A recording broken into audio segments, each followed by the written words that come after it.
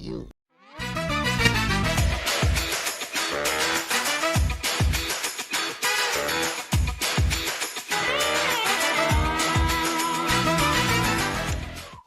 Welcome to Bow Ties Are Sometimes Cool with myself, Ashley, and Ed. Good evening, Ed. Good evening, Ashley. How are you? Very good, thank you. Yourself? Yeah, not so bad, not so bad. Nice cup of tea here. All ready to have a chat? Hey, good. And we are joined by a very special guest, author Nick Griffiths. Hi, Nick. Hello there. Delighted to be on. Thank you for inviting me.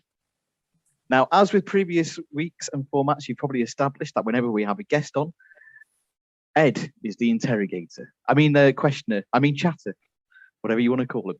So, with that in mind, I'm going to hand over to Ed to do a little bio and have a chat. And then I will probably throw my 2 pennies worth in here and there. Okay. Having gained a degree in electrical and electronic engineering by mistake, my writing career kicked off in 1980. No, we'll start that again. That's Nick Nick's. So start again. Tell you what, I felt sorry for you. I thought you'd got one as well. Yeah. I was like, I was Don't just do thinking, that. It was terrible.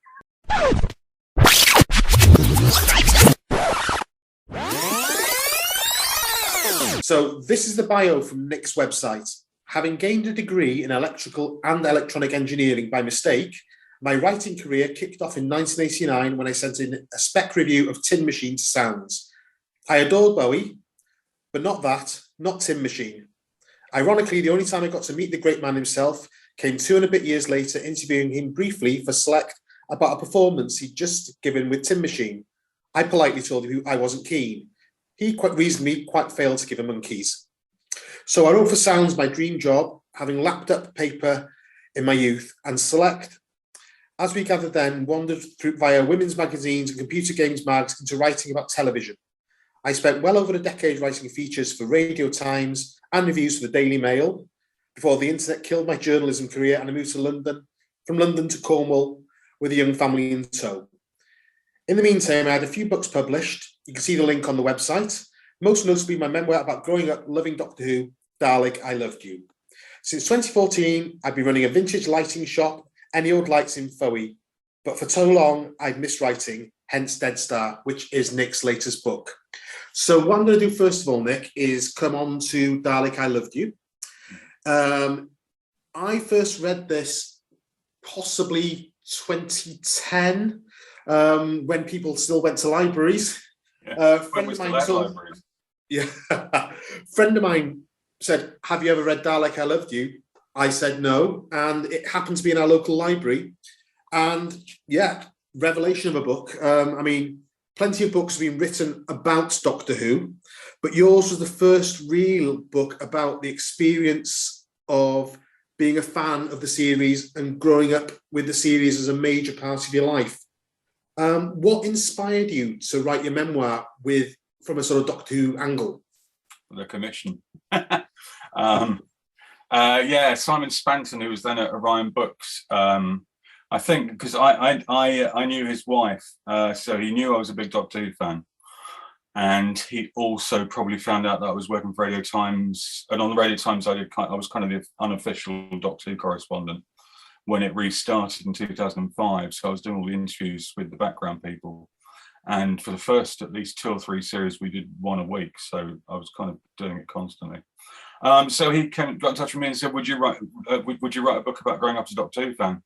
So, I never really sort of planned to write my memoir, as many people in reviews have said, who gives a toss about this bloke? That was the kind of binding to it. As you say, it was about, what was it like to grow up in the 70s and 80s as a fan of Doctor Who? I mean, obviously, it's a very, very personal memoir. There's some of the bits you share when you went away to school, etc. But it seems like Doctor Who really, really got you through quite a lot of your life. What was it about Doctor Who that made it sort of the thing that was your thing? Well, it was the first one I saw was 1970, so it would have been when Pertwee just started. It had just gone into colour on BBC. Spearhead from Space, and I would have been, I think, was it 4 1/3 or something? I wasn't very old anyway. It's mind blowing, when you're that age, that stuff's real. I can so vividly remember seeing stuff like the Silurians, the Sea Devils, you know, the Daleks, obviously. It's kind of your imagination writ large, but on a television screen. And I mean, it was also brilliantly well written at times, but I don't think I particularly noticed that. I think, like all little kids, I just loved the monsters, and they were brilliant. You know, these days you can see the joins. I mean, like the Silurians, when I finally got around to watching it again, you know, 20 years later, you can see where it's a mask just sitting on the bodysuit, but you don't notice that as a child. So yeah, you know, just there also wasn't a great deal else on television at the time. So yeah, it just kind of completely enveloped me. Yeah, I mean, the 70s, I mean, you said it wasn't a lot on television, but it was really a golden age for TV. A lot of the programs that are regarded as classics now, obviously, were around in the 70s. A lot of the programs we can't watch anymore are also came from the 70s. But there was a lot of good stuff, especially made by the BBC in the the early to mid 70s. I mean, my experience was similar to yours. First Doctor I saw was Tom Baker. My first memory of Doctor Who was the cliffhanger to the end of Robot episode 2. And I can probably remember that more than remembering my mum and dad when I was young. But it's one of those things that it just gets into you and becomes part of who you are. I'm really, really glad you sort of shared your experiences in Dalek I Loved You, because it's a fantastic read. And as I said, a very, very personal read as well. It's quite moving in parts. Thank you. Yeah, I mean, I remember when I was planning it out, thinking, you know, because I've written a lot of features. I've written, you know, 1,500 words and 2,000 words, but this was like 80,000, which is a lot of features. And I thought, am I going to be able to fill that?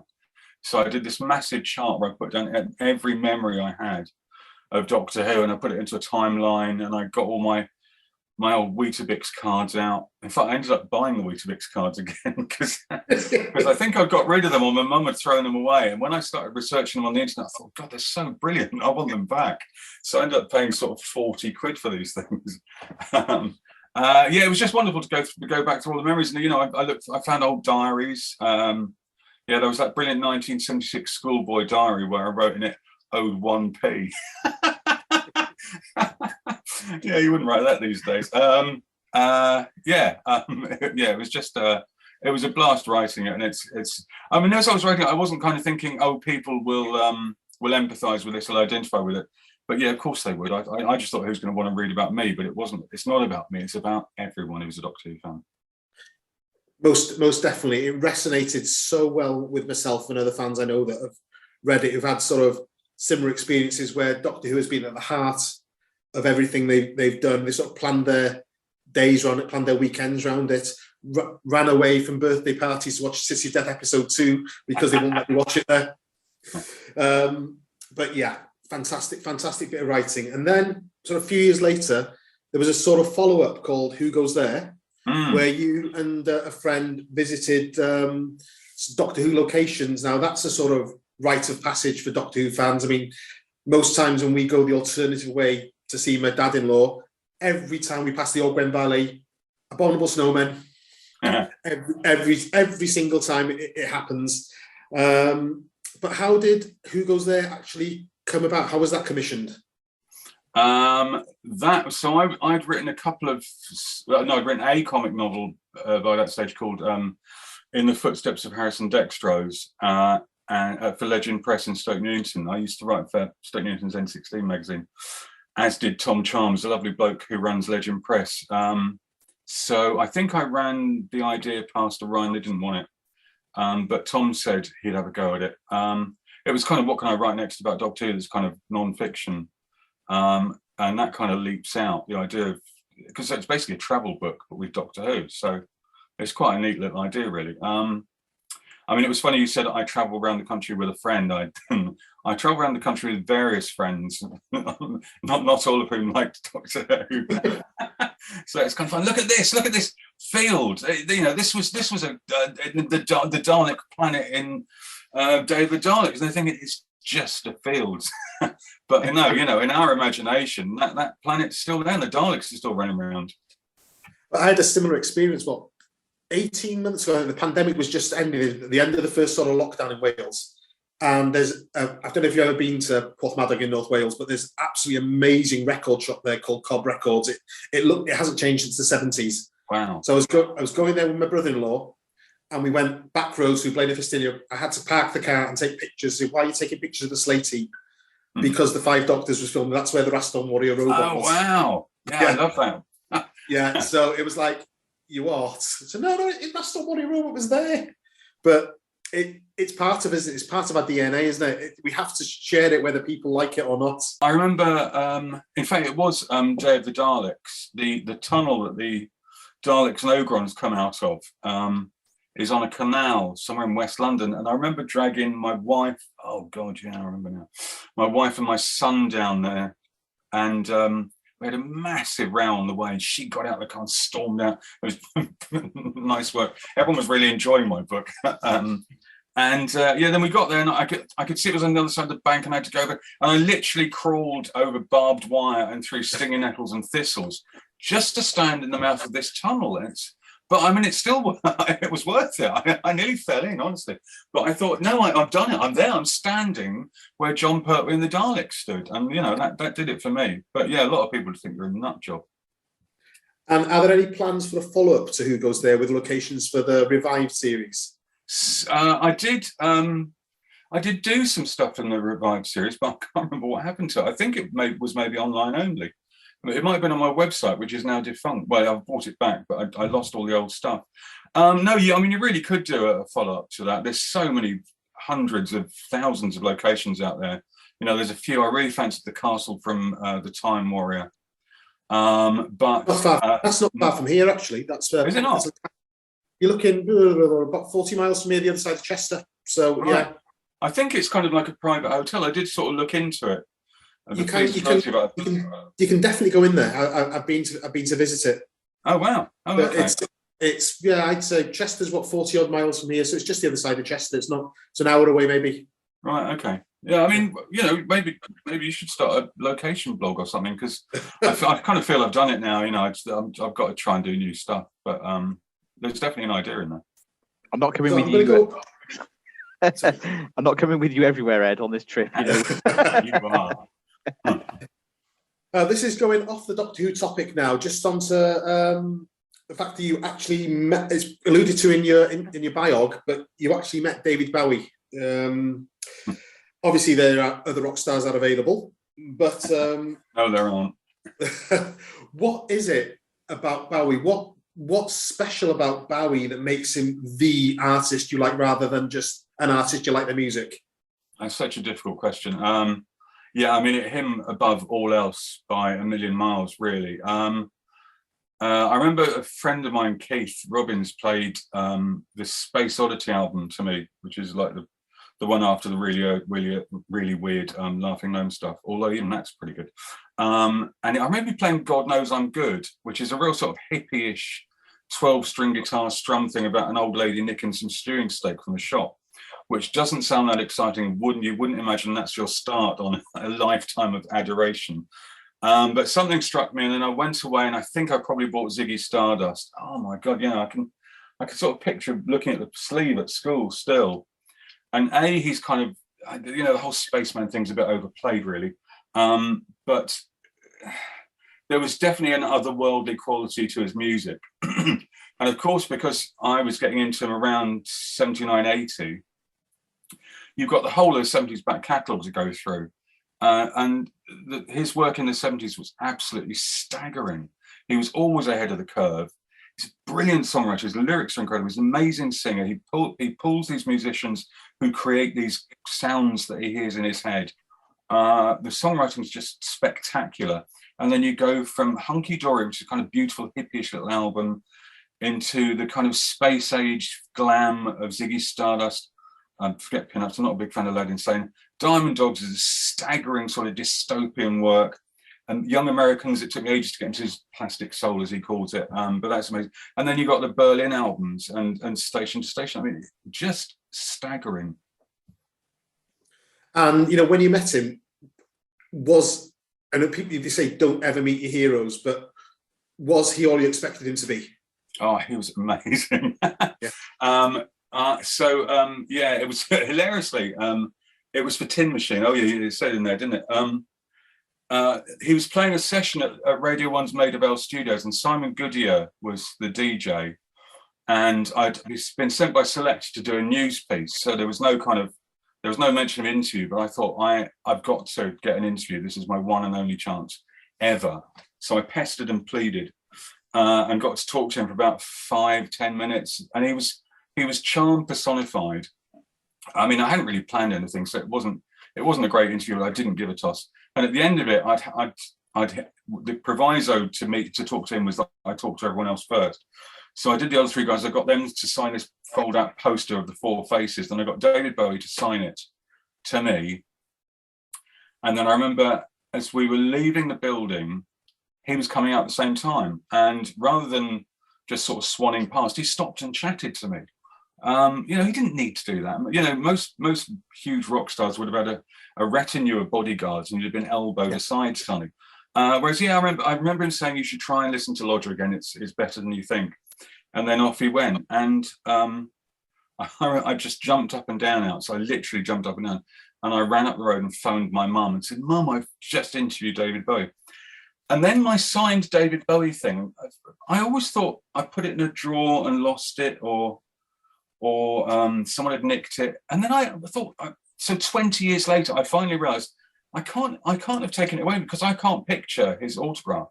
And of course I'd be able to picture to Nick from David Bowie. So I was so bloody excited I left it behind. So you never, yeah. But you've got the experience of meeting him and then him having a chat with you, which is, it's a fair swap. He'll be with you forever. Because absolutely. He didn't need to stop and talk to you afterwards. Yeah, exactly. That was kind of the icing on the cake, really. I often, when I get a bit pissed with the wife late at night, we come back to, "Oh, you're so lovely." And this is probably like asking you to pick your favourite child. So, do you have a favourite Bowie song? Is there one that sticks out more than any others, or is it whatever, depending what mood you're in at that time? No, I adore Drive-In Saturday. The Sweet Thing Candidate, Sweet Thing Reprise stuff on Diamond Dogs, but I think probably my favourite is Teenage Wildlife from Scary Monsters, which is quite a sort of long epic thing, sort of slightly taking the piss out of the new wave kids, the new romantics.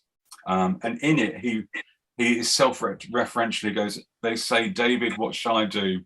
They wait for me in hallways." I don't know what they're doing in hallways. And I just love that bit where he says, "David." So yeah, that's my favourite.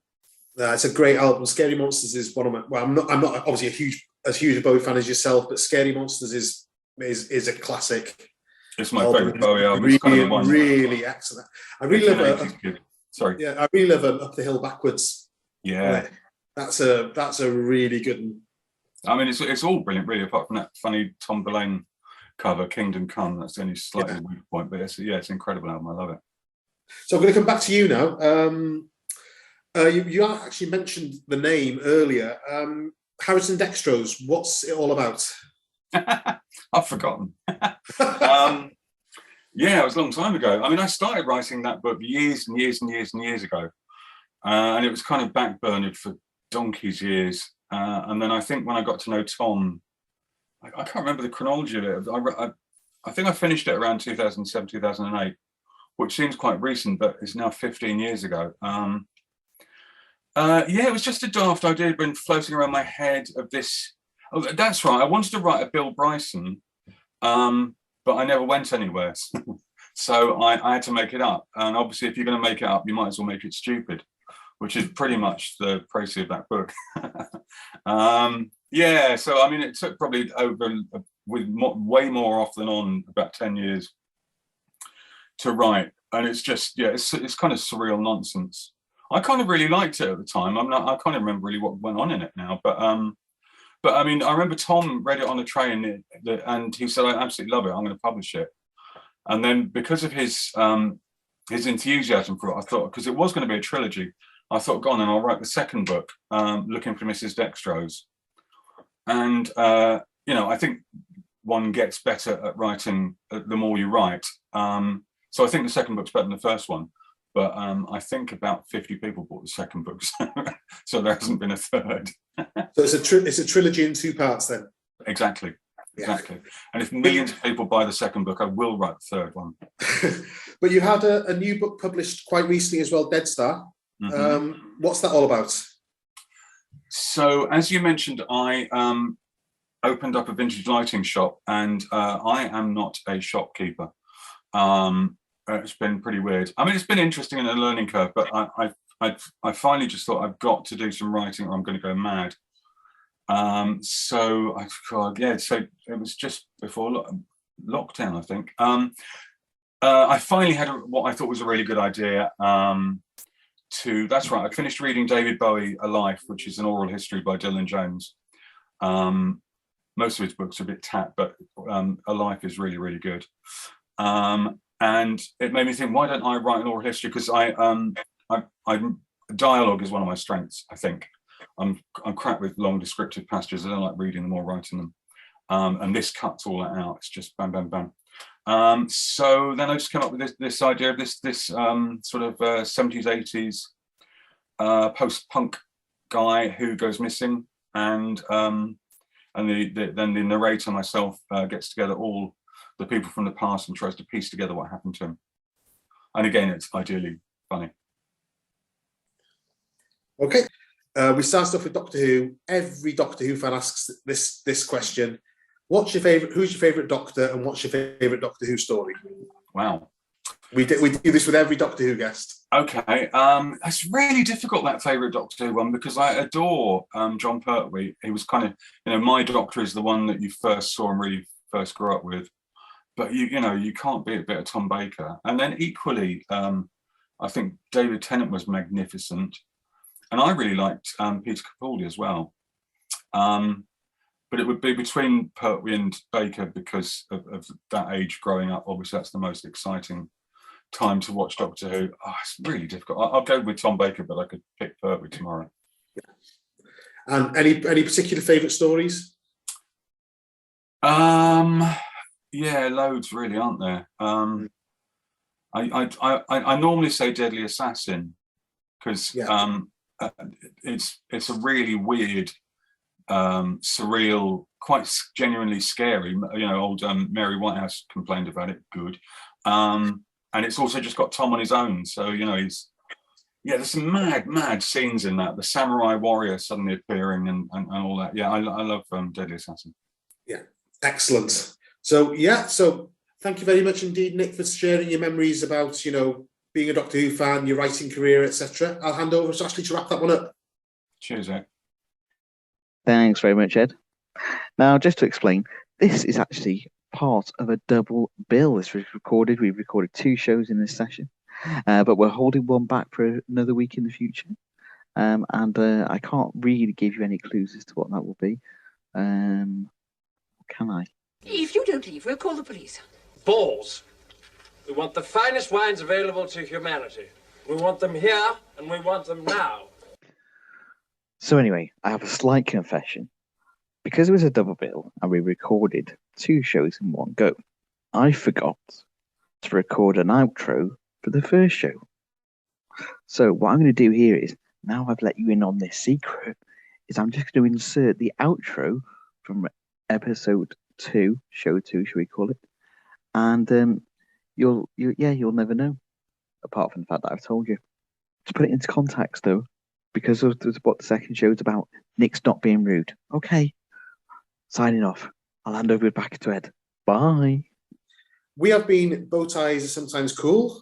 Chin chin from myself, Ash. Chin chin. Nick. Balls. We'll see you soon. Goodbye.